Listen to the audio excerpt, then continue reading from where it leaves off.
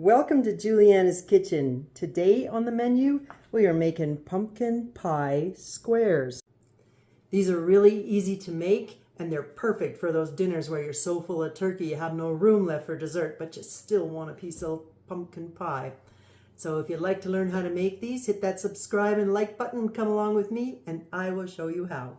The first thing we want to do is cream 1 cup of softened butter in a large bowl. I'm going to use a handheld mix master. You can do it old school with a wooden spoon, just get a little more muscle into it, or if you have a fancier blending machine, you can use that too. We just want to cream the butter. And then add 2/3 a cup of icing sugar. And we're going to blend that into, just on a low speed, so we don't get dust clouds of icing sugar flying all over our kitchens. And then 2 cups of flour get added to this. Same thing, low speed so you don't get too big of a dust cloud of flour. And we want it to be like a nice pea-size, mealy pea-size, kind of like when you make a pie dough. The next thing we want to do is have a 9 by 13 pan at the ready here, and we're going to line it with parchment paper. I don't get into any of the fancy tricks and hacks of crumpling it up or cutting the corners. It really only takes a second to squish it into the pan. And then into there, we're going to add that base mixture we just made.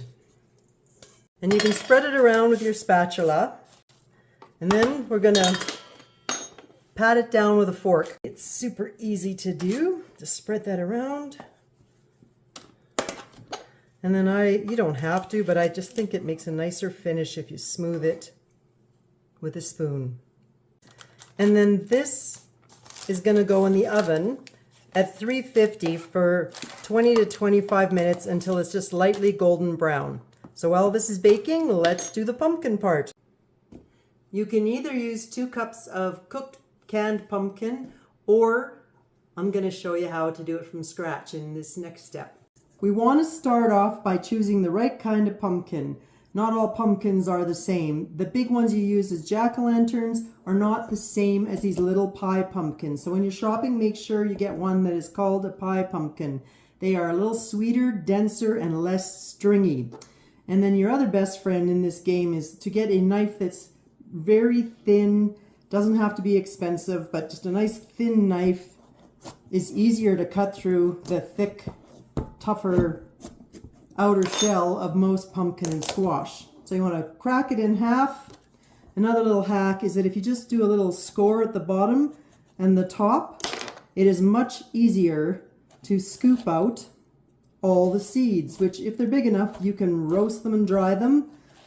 So you want to just make sure you get all the seeds out, nice and clean inside. And this is my cheat. You could just put them face down on a pan with a little bit of water, but this is how I do it. I like to put the pumpkin back together and just wrap it in tin foil. I don't know if it's actually true, but I think the foil helps cook it faster. And then we're just going to put that in the oven on a cookie sheet just in case it drips, and bake it at 375 for about an hour till it's nice and soft, and then we will scoop it out. I let these pumpkins cool a little bit before I scoop them out. You could do it while they're hot, but it's just easier to do it when they're a little cooler. And one of these standard little pumpkins usually gives you about 2.5 to 3 cups, so you might have a little bit extra. So we might have to make some pumpkin muffins later. Anyway, you want to scoop out each pumpkin, and then I just use an old potato masher and mash it up till it's nice, like not quite a puree, but kind of like mashed potatoes. So you can see our base is ready, and it's okay if you just leave it to cool while we finish making the topping to go on it. Before we start mixing the pumpkin, we need to turn up the oven. So crank it up to 425. So we don't even actually have to mash that pumpkin too fantastically, because I'm going to use the mix master again. Just keeping it simple, fast, and easy. So 2 cups of your pumpkin into a large bowl, and just give it a good blending with the mix master again. So we got our pumpkin mixed. The next thing we want to add to the pumpkin is 2 eggs and 3/4 cup of brown sugar. And we'll give that another blend. Next we want to add a 1/2 cup of sour cream.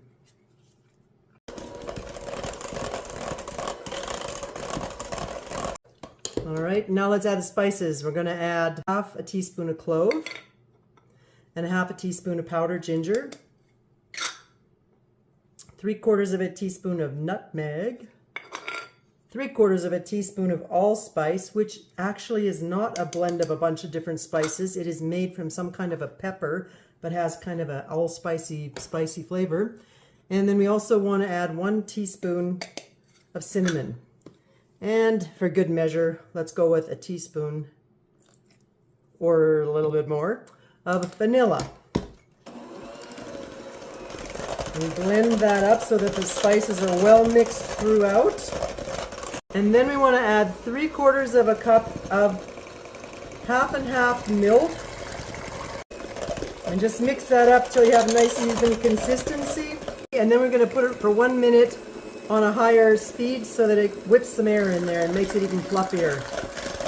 And then you want to just pour the batter on top of the crust that we made.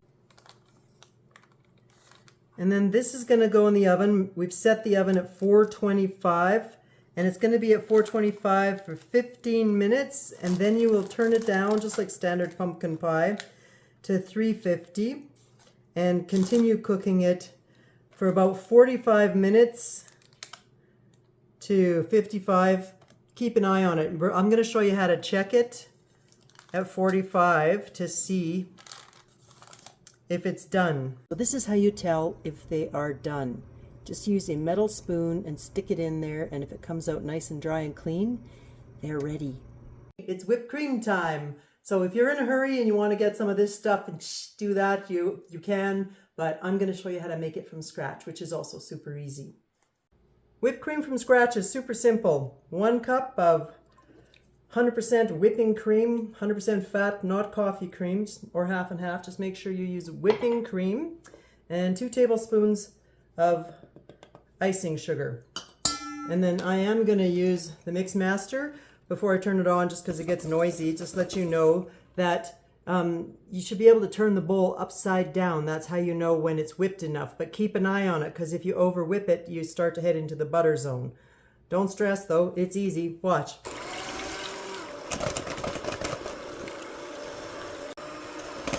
You can see we're getting really close.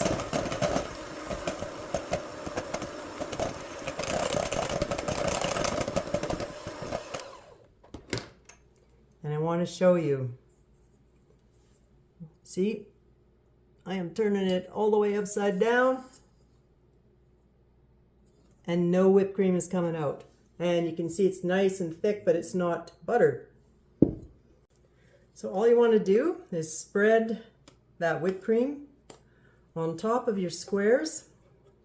You could pipe it on, but I am actually headed out for one of those family dinners where we're probably going to have too much to eat and want just a small piece of pie for dessert. So I am just going to do the quick version and spread it around.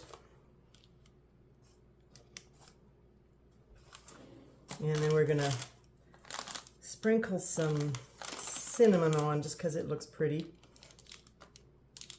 And we'll cut it into squares. There we go. And just a little bit of cinnamon to finish them off so that they look like fancy squares. Let's get them out of this pan and cut them into squares. So as you can see, using parchment paper just makes it so easy. You can peel back the parchment paper. And when you cut squares, it actually works better not to use a little teeny knife like this and saw away. Better to use a big knife that you can just press down on And then have a damp dishcloth nearby, a clean one, that you can wipe any excess off, so you're always making your cut with a clean knife. And that way, you know how some squares, the edges are sloppy and messy, and how come other people make them look bakery perfect? That's the trick. Look how lovely they turned out. Nice and festive. Just small bite-sized pieces of pumpkin pie.